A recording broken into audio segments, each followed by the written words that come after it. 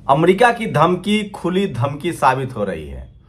कल अमेरिका के राष्ट्रपति ट्रंप ने लगातार ईरान के खिलाफ बयानबाजी की।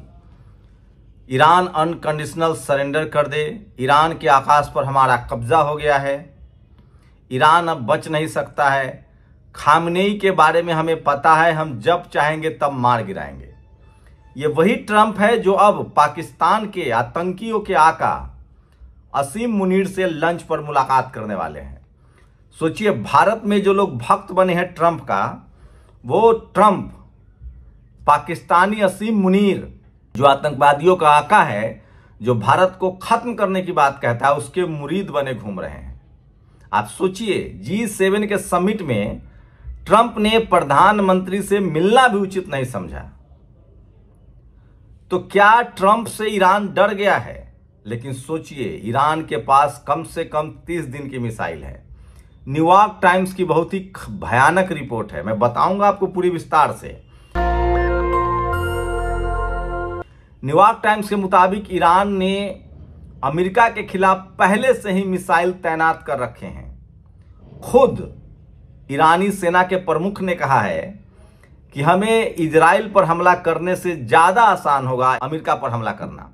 इजराइल की दूरी 2000 किलोमीटर है, अमेरिका बीच बीच में युद्धपोत लगाएगा। सोचिए, ये युद्ध अमेरिका के सह पर इजराइल ने शुरू किया था, लेकिन जब इजराइल घुटने पर आया तब वो अमेरिका के साथ चिल्लाने लगा कि नहीं नहीं, बचा लो हमें, अमेरिका युद्ध में शामिल हो।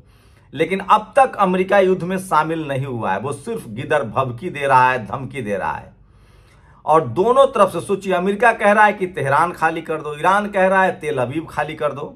लेकिन अगर हमले की बात करें तो आज देर रात ईरान ने बाकायदा फिर से हाइफा, गिलगिट और तेल अवीव पर बड़ा हमला किया है। एक वीडियो सोशल मीडिया पर वायरल हो रहा है जिसमें साफ दिख रहा है कि इजरायली सेना के मंत्री, इजरायली रक्षा मंत्री अपने ही नागरिकों से घिर जाने के बाद कह रहा है, उसके नागरिक ने पूछा कि तुमने हमको उकसाया क्यों, तुमने ईरान को उकसाया क्यों? तब उसने कहा कि हमें अंदाजा नहीं था कि ईरान के पास इतने मिसाइल हैं। तेल अवीव के लोग जो अब तक खुलेआम घूम रहे थे, वो बंकरों में छिपने के लिए मजबूर हैं। इजराइल के लोग भी भाग रहे हैं। अब सोचिए, ये बात सच है कि फिलिस्तीन इजराइल के सामने कुछ नहीं था, लेबनान कुछ नहीं था, यमन कुछ नहीं है। ईरान भी इराक, अमेरिका और जब इजराइल का वॉर होगा तो हार जाएगा। लेकिन युद्ध इतना आसान नहीं है जितना आपको समझ में आ रहा है। यह युद्ध बहुत लंबा हो चुका है। इस युद्ध में अगर इजराइल के साथ अमेरिका खड़ा है तो ईरान के साथ चाइना और रूस खड़ा है, ईरान के साथ तुर्की खड़ा है, वेनेजुएला खड़ा है, यहां तक कि ईरान के साथ Kim Jong Un, north Korea खड़ा है। सब बाट जो रहे हैं, जैसे इजराइल को आगे करके अमेरिका ने लड़ाई लड़ी थी, अब सब इंतजार में है कि अमेरिका से इस बार बदला लिया जाए। पहली बार अमेरिका फंसता हुआ दिख रहा है। अमेरिका अब तक दूसरे देशों पर हमला करता था, एशिया में आकर ताइवान पर हमला किया, इससे पहले इराक पर हमला किया, कहा उसके पास हथियार है, लोग उसके साथ चुप रहें। अफगानिस्तान पर हमला किया। लेकिन इस बार ईरान के मामले में अमेरिका फंस चुका है। सारे मुस्लिम अरब के लोग एकजुट हो रहे हैं। उसके बाद रूस और चाइना, ये दोनों का अपना इंटरेस्ट है, अपना कॉन्फ्लिक्ट है, अपने इंटरेस्ट है इनका। ये हथियारों की सप्लाई करना चाहते हैं। और रूस यूक्रेन को जिस तरह से मदद करता रहा है अमेरिका और नाटो और यूरोप, उसका भी वो बदला लेना चाहता है। फिलिस्तीन, कोई भी देश आज के समय में सीधे युद्ध में शामिल तो नहीं होगा, लेकिन वो पीछे से लॉजिस्टिक सप्लाई करेगा, हथियारों की सप्लाई करेगा। और इस मामले में ईरान के पास हथियारों की कमी नहीं है। और ये दिखा, कल रात लगातार इजराइल के सैनिक ठिकानों पर हमला हुआ है, मोसाद के दफ्तर उड़ा दिए गए हैं। तो इसका मतलब है कि खुमैनी ने अब साफ कहा है कि अब लड़ाई शुरू हुई है। कहा जा रहा है कि 30 दिन से ज्यादा का मिसाइल्स जो है वो ईरान के पास है। और ईरान के पास ध्वनि से 6 गुना ज्यादा तेज गति से मार करने वाले मिसाइल्स हैं, जो किसी भी रडार में पकड़ नहीं सकते हैं आप। इसका मतलब है कि ईरान ने मुकम्मल तैयारी कर रखी है पिछले 30 सालों से, और वो इंतजार कर रहा है कि इस युद्ध में अमेरिका सीधे शामिल हो। डोनाल्ड ट्रंप अभी कोशिश कर रहा है कि मनोवैज्ञानिक दबाव बनाया जाए, खामनेई को मारने की धमकी दे रहा है, जबकि खामनेई कह रहे हैं कि हमें अब सीधे सीधे इस युद्ध में उतरना है और इजराइल को हम माफ नहीं करेंगे। अब सोचिए, आज 5वां दिन है, अगर अमेरिका को उतरना होता तो वो उतर गया होता। अमेरिका अभी भी सीधे सीधे इस युद्ध में नहीं शामिल होना चाहता, क्योंकि उसको पता है कि इस युद्ध में अगर अमेरिका सीधे शामिल हुआ तो रूस और चीन को मौका मिल जाएगा, वो भी ईरान की तरफ से लड़ना शुरू कर देगा। मुस्लिम देशों में भी अगर जॉर्डन को छोड़ दे और सीरिया को छोड़ दे, जहां से असद अब निकल चुके हैं, सीरिया में असद भी चाह रहे हैं। रूस की कोशिश है कि जो सीरिया उसके कंट्रोल में था अब वो अमेरिका के कंट्रोल में है। रूस चाहेगा कि इसी युद्ध में वो सीरिया पर फिर से कंट्रोल कर ले। तो चाइना और रूस जो है वो बड़े मुसीबत है अमेरिका के रास्ते में। वही अमेरिका, ट्रंप जो है, दुनिया में उसे लोग मानसिक बीमार और सनकी कहने लगे हैं, जिस तरह का वो बयान दे रहा है। सोचिए, G7 के समिट में ये भारत के उन भक्तों के लिए है जो उनके राष्ट्रपति बनने के लिए, सोचिए, पाकिस्तान वाले मामले में अमेरिका की भूमिका पहले ही संदिग्ध थी। अब वो असीम मुनीर जो पाकिस्तान का रक्षा आर्मी सेना प्रमुख है, उससे मुलाकात कर रहा है, लंच कर रहा है। आप कल्पना कीजिए, भारत के साथ ईरान हमेशा से एक दोस्ताना संबंध रहा है। और मैं इसीलिए कह रहा हूं कि जो लोग भक्ति गोबर भक्ति से नहीं निकल पा रहे हैं उनके लिए बड़ी खबर है। तो ईरान को हराना नामुमकिन, मुश्किल ही नहीं नामुमकिन है। ईरान की बड़ी तैयारी है। ईरान किसी भी कीमत पर अब बैकफुट पर जाने वाला नहीं है। उसने तय कर लिया है कि इस बार इस युद्ध में अमेरिका को सबक सिखाया जाएगा। इजराइल की बड़ी दिक्कत में है। सूत्रों के अनुसार इजराइल के पास ईरानी बैलिस्टिक मिसाइलों को मार गिराने के लिए इस्तेमाल किए जाने वाले इंटरसेप्टर अब तेजी से समाप्त हो रहे हैं। ईरान की ओर से लगातार हो रही मिसाइली हमलों के कारण इजरायली वायु रक्षा प्रणाली पर भारी दबाव है। आयरन डोम और अन्य डिफेंस सिस्टम लगातार एक्टिव है, लेकिन इंटरसेप्टर मिसाइलों की सीमित संख्या अब एक गंभीर चुनौती बन रहा है। सोचिए, 30 दिन के मिसाइल हैं। अमेरिका इसमें कुछ नहीं कर पाएगा, वो सीधे इस युद्ध में नहीं उतरेगा। इसी बीच चाइना के लगातार कार्गो जो हैं वो रूस के कार्गो विमान तेहरान में उतर रहे हैं। ईरान ने 224 इजरायलियों को मारा, आतंकवाद। इजराइल ने 55,000 से ज्यादा गाजावासियों को मारा है। तो पूरी दुनिया अमेरिका और इजराइल के खिलाफ एकजुट हो गई है। इससे साफ है कि अब देर सवेर सही अमेरिका इस युद्ध में शामिल नहीं होगा। वो सिर्फ डर दिखा रहा है कि ईरान सरेंडर कर दे, डर दे। दरअसल अमेरिका के चढ़ावे पर इजराइल ने ईरान पर हमला तो कर दिया, लेकिन अब उसको कुछ सूझ नहीं रहा है। सोचिए, और अब इसी बीच ईरानी टेलीविजन चैनल पर मैसेज दिया गया। ईरान ने अपने लोगों को कहा है कि व्हाट्सएप और इंस्टा जैसे जो अमेरिकी जो ऐप है उसको इंस्टॉल कर दे, क्योंकि ये डेटा अमेरिका को दे रहा है। ये सबसे बड़ी खबर है। ईरान के सुप्रीम लीडर अयतुल्ला खामनेई ने कहा है, हमने कभी भी इजराइल से समझौता नहीं किया, न करेंगे। अभी तो युद्ध की शुरुआत है। इसी बीच सोचिए, जो लोग ट्रंप को आका मानते हैं वो असीम मुनीर्स के साथ लंच करने वाला है।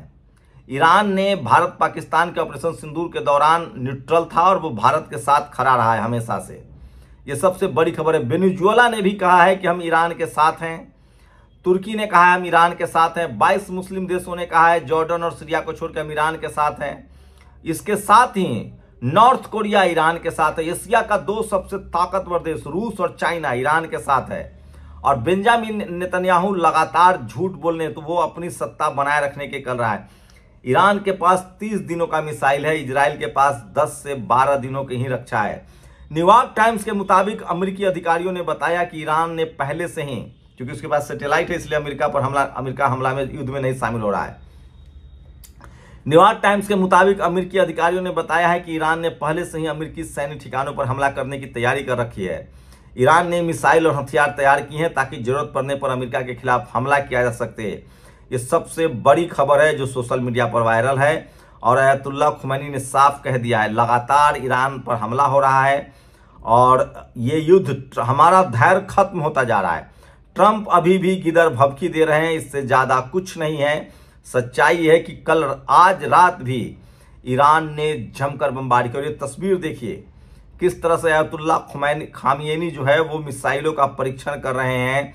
और ये सबसे बड़ी खबर है जो आपको मैं बता रहा हूं। तो युद्ध जो है वो अंतिम मुहाने पर है। ये स्क्रीनशॉट देखिए किस तरह से पटाखे की तरह तेल अवीव, हाइफा पर ईरान जो है मिसाइल दाग रहा। अगर ईरान डर गया होता, झुक गया होता, तो बयानबाजी के बाद वो डर गया होता। 18 जून की सुबह ईरान अंडर अटैक ने मिसाइलों की एक नई बौछार की। ये मिसाइलें इजराइल सुरक्षा को बड़े पैमाने पर भेदती हुई चली गई। ट्रंप अभी भी युद्ध के बारे में अनिर्णित है।